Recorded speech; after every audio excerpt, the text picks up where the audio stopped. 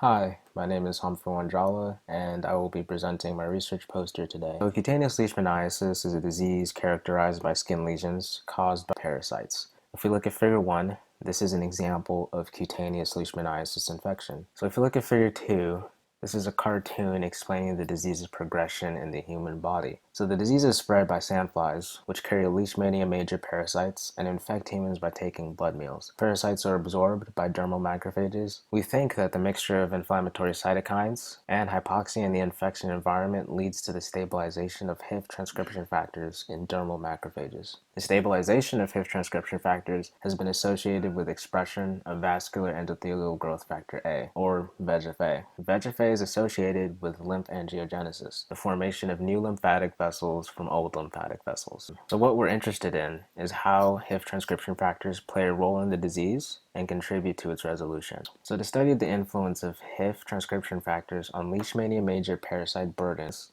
we created an in vitro system to mimic the in vivo infection environment. In vitro meaning outside a living organism, in vivo meaning inside a living organism. So we generated bone marrow derived macrophages, or BMDMs, from the bone marrow of mice with two genotypes.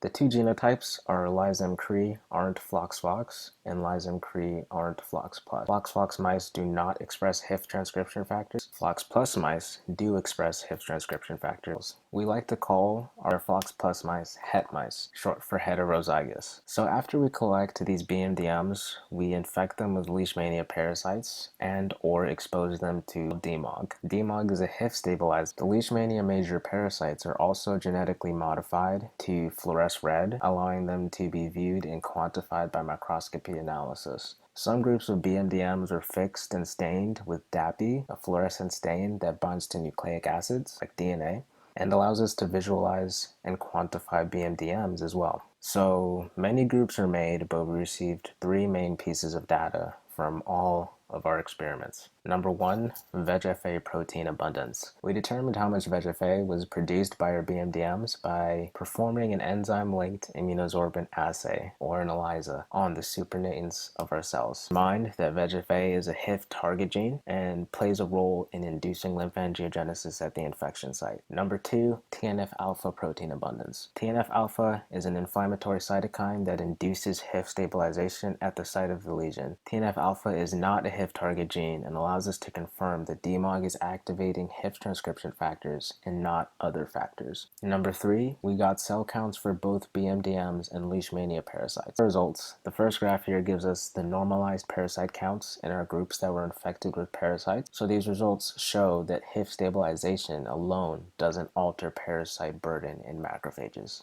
These two figures give us only the number of BMDMs in every condition over time. Say that DMOG doesn't cause cell death prior to the 48-hour time point. So moving on to the ELISAs that we performed, figure 7 shows us the VEGF-A ELISA results, and this is where we can confirm two things. First, DMOG stabilizes HIF. So the only thing that changed between these two groups is the presence of HIF. And when HIF is gone, VEGF-A is gone as well. So DMOG stabilizes HIF.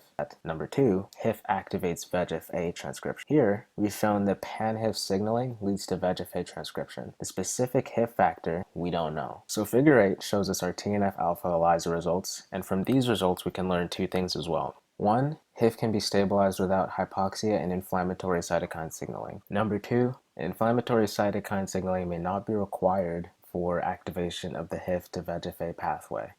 So to sum up all our results, it comes down to three key things. 1, HIF stabilization alone in macrophages does not lower Leishmania parasite burden. Number 2, HIF stabilization in Leishmania infected macrophages significantly induces VEGF-A production. And number 3, macrophage VEGF-A production is directly dependent on pan-HIF signaling during Leishmania major infections. So questions to ask for future experiments are, number 1, are inflammatory cytokines required for HIF-dependent VEGF-A production during Leishmania infection in living organisms? And number 2, which specific HIF transcription factors contribute to VEGF-A protein production? Once again, my name is Humphrey Wanjala, and I would like to give special thanks to my lab partners Ann Bolin, Hayden Royce, Manjunath Bedadapura, Gobinath Venugopal, as well as my research professor and supervisor, Dr. Tiffany Weinkoff. Thank you for watching my video, and I hope you liked it.